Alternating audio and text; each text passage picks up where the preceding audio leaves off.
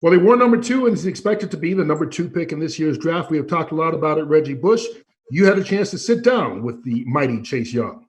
I did. I got a chance to speak with him, and I really wanted to know if he was prepared for this life-changing experience he was about to go through. A lot of pressure is going to be on his shoulders, especially if he gets drafted to his hometown, Washington, D.C. But I also got a chance to ask him about his personal relationship with our colleague and friend and his former coach, Urban Meyer, and he said he gave him some good advice.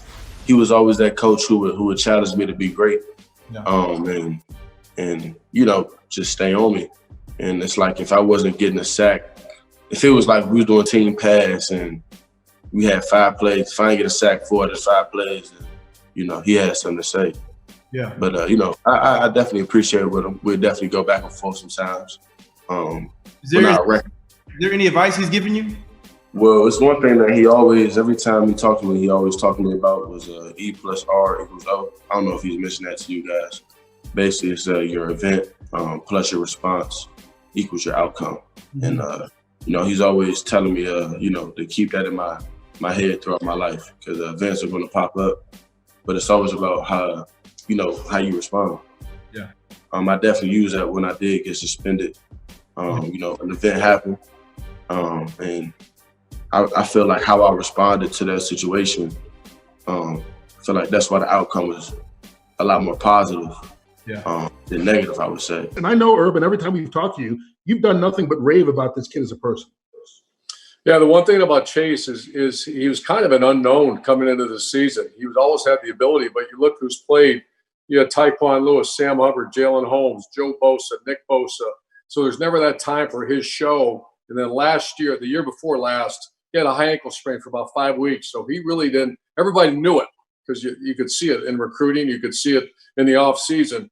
But this year he stayed healthy, and my gosh. But, the one thing when you hear a young guy, it's like a proud father sitting there looking at the guy talk about he's going to be hit with so many events in his life, especially if he gets drafted by his hometown. Can you imagine the people going to be pulling at him? Reggie, you're an elite player like that. You imagine going to play for the Rams right out of the pull that you're going to get. And that's where the mom and dad got to hang in there and, hey, listen, I'd build a little fortress around that kid and say, you focus on your team, your family, your faith, do good charitable works. But my gosh, don't let people into that circle, man. Be very cautious. Last year, he was the number 2 pick in the draft out of Ohio State. This year, people expect the number 2 pick in the draft to be the kid out of Ohio State, Chase Young. A lot of people compare the two and say, you're just getting 1A and 1B. They're very similar. Do you think that?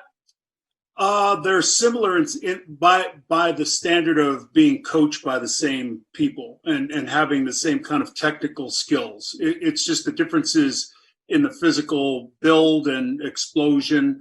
When Joey came out, they said Nick was better than him. I shook my head and said, I'll wait to see that. And it turned out, well, this kid's pretty darn good. He's built like a midget wrestler. He's just a stud.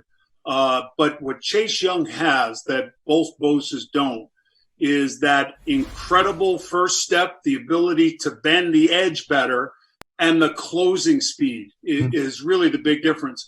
Now, Chase hasn't tapped into his power moves. Now, you run around guys in college with, a lot of the double hand swipes and things like that, and you just have to keep picking up things.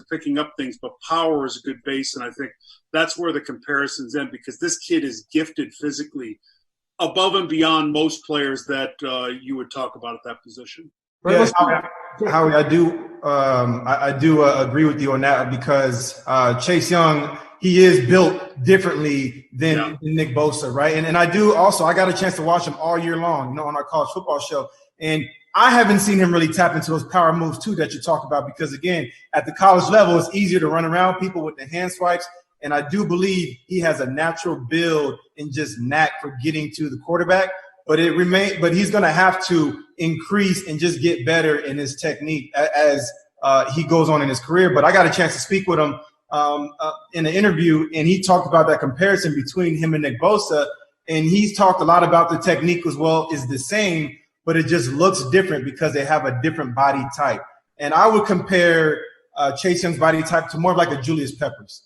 For the best access, perspective, and personalities in all of sports, follow us at Fox Sports on Twitter, Facebook, Instagram, and YouTube.